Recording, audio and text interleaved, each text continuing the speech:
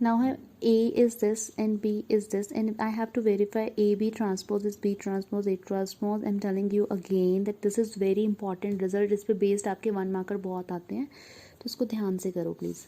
Okay, A B transpose. तो पहले हमें क्या चाहिए, ए बी चाहिए, तो दोनों को मल्टीप्लाई करना है. लेट्स से ए बी इज -2 4 5 1 3 6. क्या ऑर्डर आएगा रिक्वायर्ड का, this is what 3/1 and this is 1/3, तो 3/3 यानी कि 9 एंट्रीज आएंगी आपकी.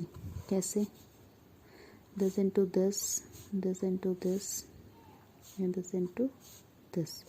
I'm straight away writing the entries. Multiply आपको सबको आती है. -2 -6 12 4 12 -24 10 5 15 -30. This is your AB. So what is AB transpose? AB transpose क्या होगा, ये आपका 3/3 है. ये रो आपकी कॉलम बन जाएगी. -2 6 -2 -6 -12. Okay, and this will be 4 12 -24 4 12 -24. Next will be 12 5 15 -30 5 15 -30. उसके बाद हमें क्या ढूंढना है, ए ट्रांसपोज. ए ट्रांसपोज आपका हो गया -2 4 5, और सिमिलरली बी ट्रांसपोज आपका आ गया 1 3 6. अब हमने मल्टीप्लाई करना है बी ट्रांसपोज ए ट्रांसपोज को. अगर आप देखो इसका ऑर्डर क्या है, 1/3 है, और इसका ऑर्डर क्या है, 3/1 है. अगर मैं इसको सिंपल मल्टीप्लाई करके देखूँ तो यहाँ से तो एंट्री ही एक आएगी आपके पास, जबकि 9 एंट्रीज आनी चाहिए. तो इसलिए ये ट्राइड एंड टेस्टेड है कि इसको हमें उल्टा ऑर्डर में ही लिखना पड़ता है. ए बी की जगह बी ए लिखना होता है. तो अब बी ट्रांसपोज को पहले लिखना है, तो that will give you 1 3 6 and then -2 4 and 5. So यहाँ से जब आप इसको सिंप्लीफाई करोगे तो you will get -2 -6 -12 4 12 -24 and then 5 15 and -30. Test करके देख लेना, बिल्कुल सेम आंसर आएगा. सो AB transpose is equals to B transpose A transpose is answer. अब है आपका symmetric and skew symmetric matrix. Symmetric matrix is one matrix जिसमें उसका ट्रांसपोज उसके इक्वल हो जाता है, और स्क्यू में उसका ट्रांसपोज उसके नेगेटिव के इक्वल होता है. When A is equals to A transpose is symmetric, when A is equals to -A transpose is skew symmetric. अब इस पे इंपॉर्टेंट एक 4 मार्कर क्वेश्चन आता है, बट उसकी थोड़ी सी डेरिवेशन देखो. अच्छा, अगर मेरे पास A मैट्रिक्स है, क्या मैं उसको लिख सकती हूँ A plus A transpose minus A transpose. Yes, we can write it. और अब हमने क्या किया, हमने इसको 2 से डिवाइड और मल्टीप्लाई किया. ओके, लेट्स नॉट डिवाइड और मल्टीप्लाई बाय 2. ये 1 है, इसको मैं half A plus half A लिख सकते हैं, और इसको भी आप हाफ ले लो, हाफ A ट्रांसपोज, और इसको भी आप हाफ ले लो. उसका भी रीज़न बताती हूँ क्यों किया हमने ये. तो दिस, क्योंकि हमें इसमें चेंजेस नहीं लेके आने, इतना ही यूज़ कर सकते हैं, इसको मल्टीप्लाई डिवाइड नहीं कर सकते, तो बट इसको स्प्लिट तो कर सकते हैं ना हाफ और हाफ में. तो इसलिए हमने हाफ A ट्रांसपोज ऐड कर दिया, हाफ A ट्रांसपोज हमने माइनस कर दिया. अब थोड़ा सा अरेंजमेंट करना है. मैंने हाफ सबके साथ है, तो मैंने A के साथ A ट्रांसपोज ले लिया, प्लस हाफ ऑफ A के साथ माइनस A ट्रांसपोज ले लिया. इस पे बेस क्वेश्चन क्या आता है कि कोई भी एक मैट्रिक्स दे देंगे A, और लिखा आएगा वहाँ पे कि इसको एज अ सम लिखो of symmetric and skew symmetric matrix. तो इसी को स्प्लिट करके ही इसी से रिजल्ट निकालना है आपने. देखो क्वेश्चन क्या है आपका. सपोज आपके पास एक मैट्रिक्स आ गई B सच दैट 2 -1 1 -2 3 -2 -4 4 -3. तो इसको आपने सम की फॉर्म में लिखना है. तो what you will write for this, हम इसको लिख देंगे B is equals to B plus B transpose, और उसका हाफ, फिर plus half of B minus B transpose, जिसमें ये वाला पार्ट आपका सिमेट्रिक होता है और ये होता है आपका स्क्यू सिमेट्रिक। हमने इसको सम ऑफ सिमेट्रिक और स्क्यू सिमेट्रिक लिखना है, इसी मेट्रिक से सब कुछ करेंगे हम। इसको आप पी और क्यू भी बोल सकते हो, पी प्लस क्यू लिखना है हमने, तो पी ढूंढना है मतलब बेसिकली आपने half of B plus B transpose. तो सबसे पहले आप क्या ढूंढोगे, बी ट्रांसपोज। बी ट्रांसपोज आपका क्या हो जाएगा, ये हो गया 2 -2 -4 -1 3 4 1 -2 -3, this is your B transpose. Similarly B transpose हमारे पास आ गया। अब हमें क्या चाहिए, बी प्लस बी ट्रांसपोज। तो बी प्लस बी ट्रांसपोज आपका ये आ गया। हमें चाहिए इसका हाफ, तो इसका हाफ कर देते हैं। तो यानी कि इसको भी हाफ से डिवाइड किया तो you will get this 2 -3/2 -3/2 -3/2 3 1 -3/2 1 and 3 -3। Similarly इसका भी हमें हाफ करना पड़ेगा। इसका अगर आप हाफ करते हो तो you will get 0 -1/2 -5/2 1/2 0 3 5/2 -3 0। So this is your B minus B transpose. अच्छा, अब आपने हमारा जो है बी प्लस बी ट्रांसपोज, ये किसको रिप्रेजेंट करती है आपकी, बी प्लस बी ट्रांसपोज आपकी रिप्रेजेंट करती है स्क्यू मैट्रिक को, हाफ ऑफ दिस। यानी कि जो ये मैट्रिक्स आपकी ये पी आ गई, सॉरी ये सिमेट्रिक मैट्रिक्स है और ये आपकी क्यू आ गई, ये स्क्यू सिमेट्रिक मैट्रिक्स है। तो यानी कि अगर मैं पी का ट्रांसपोज करूँ तो वो पी ट्रांसपोज के इक्वल होनी चाहिए। P should be equal to P transpose for symmetric and Q should be equal to Q transpose. Let's check it. P हमारी मैट्रिक्स आई है, इसका जब आप रेसिप्रो वो करोगे, ऑर्डर चेंज करोगे, तो पी का ट्रांसपोज अगर हम लें तो that will be what, 2 -3/2 -3/2।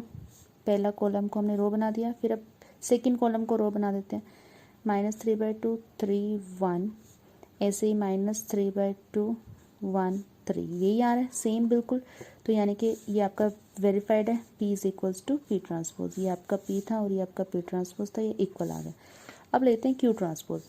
Q आपकी मैट्रिक्स थी, इसका Q ट्रांसपोज ढूंढो। अगर Q ट्रांसपोज आप फाइंड करते हो तो you will get 0 half 5/2 then -1/2 0।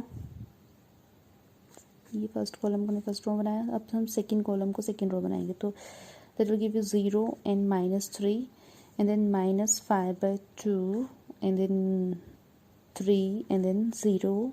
तो अब अगर हमें इसको इसके इक्वल करना चाहिए तो साइंस की प्रॉब्लम आ रही है, लेट्स टेक माइनस कॉमन।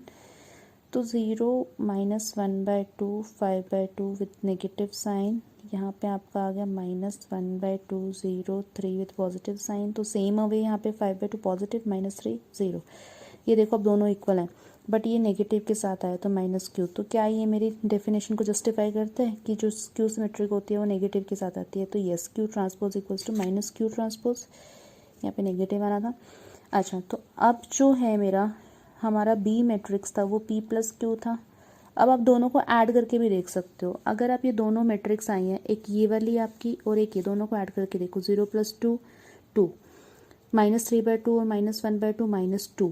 तो ये आपकी जो पूरी की पूरी बी मैट्रिक्स थी, बिल्कुल ये आ जाएगी आपकी बी। अच्छा, इस क्वेश्चन में ये 4 मार्कर आता है, अगर आएगा तो इसमें क्या होता है, आप ये सिर्फ इसको यहाँ पे क्यू और पी निकाल के नहीं छोड़ोगे, उसको ये प्रूव भी करना पड़ेगा कि ये ट्रांसपोज के इक्वल है। Similarly Q transpose equals to minus Q, और इनका जो सम है वो स्टेप्स थोड़े लंबे हैं बट बहुत ईजी है, आपका आंसर साथ के साथ वेरीफाई हो जाता है, 4 मार्क्स आपके पक्के होते हैं।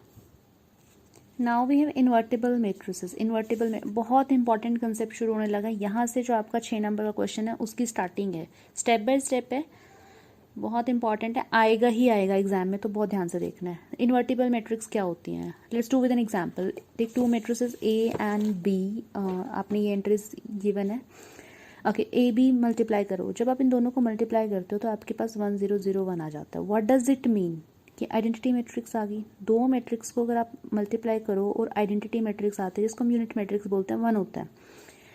तो हमने मे बी सेकेंड लेक्चर में किया था कि अगर मैं किसी मैट्रिक्स को आइडेंटिटी मैट्रिक्स से मल्टीप्लाई करूं तो I get that A matrix only, यानी कि ए इंटू आई है तो आपका ए ही आंसर आएगा, मैट्रिक्स ए ही आंसर आएगी।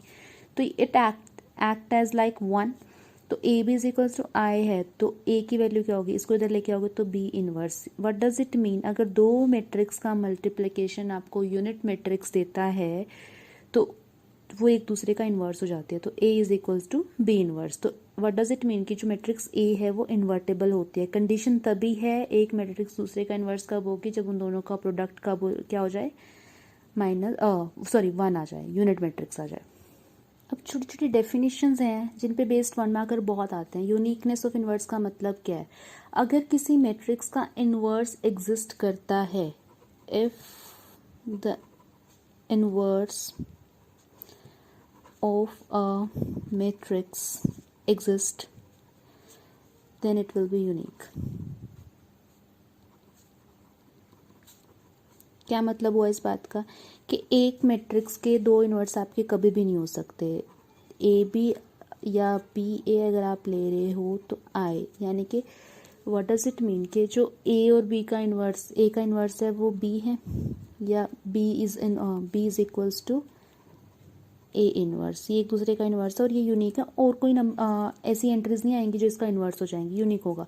अच्छा, अब इसको प्रूव कैसे करते हैं कि अगर ये यूनिक है कि नहीं, चेक करना है। हमने ले लिया, लेट सी जो है एक मैट्रिक्स है, सी इज इनवर्स ऑफ ए, तो वहाँ से मेरे पास बाय डेफिनेशन क्या आ गया, A C is equals to C A is equals to I by definition of inverse. अच्छा, इस इज इक्वल्स आपका आ गया। अब मेरे पास एक मैट्रिक्स बी है, अगर मैं बी को लिखूं बी आई तो क्या लिख सकती हूँ, बी आई, क्योंकि अभी बताया कि किसी यूनिट मैट्रिक्स से मल्टीप्लाई करो तो बी ही आएगा। अब हमने आई क्या लिया है, सी ए,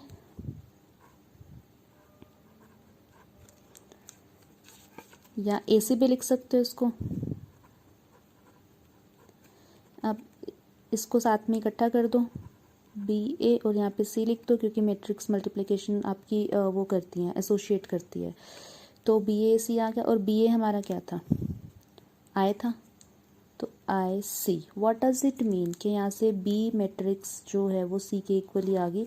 आप कह रहे थे कि ए बी का इन्वर्स है, क्या सी भी हो सकता है, जब भी आप ये करोगे तो बी और सी आपस में इक्वली आएंगे, तो व्हाट डज इट मीन कि वो यूनिक ही है, जो एक इन्वर्स ऑफ अ मैट्रिक्स है वो एक ही पॉसिबल है। ठीक है, उसके बाद यहाँ से इसी का डिराइव पार्ट है, अगर मैं ए बी इन्वर्स ले रही हूँ तो ए बी इन्वर्स लेने के लिए इसको जब ओपन करते हो बी इन्वर्स ए इन्वर्स, जैसे हम ट्रांसपोज में करते थे, ये भी बहुत इंपॉर्टेंट पार्ट है आपका। A B inverse B inverse A inverse कैसे आया, इसकी भी आपकी डेरिवेशन है, कैसे होगी। ए बी इन्वर्स है, let's say this is an single matrix A B, let's say X है, तो अगर मैं एक्स मैट्रिक्स को उसके इन्वर्स से मल्टीप्लाई कर दूं तो what do I get here, एक मैट्रिक्स को उसके इन्वर्स से मल्टीप्लाई करोगे तो ऑब्वियसली आई आता है आपके पास आंसर। अच्छा, अब हमने प्री मल्टीप्लिकेशन करनी है, प्री मल्टीप्लिकेशन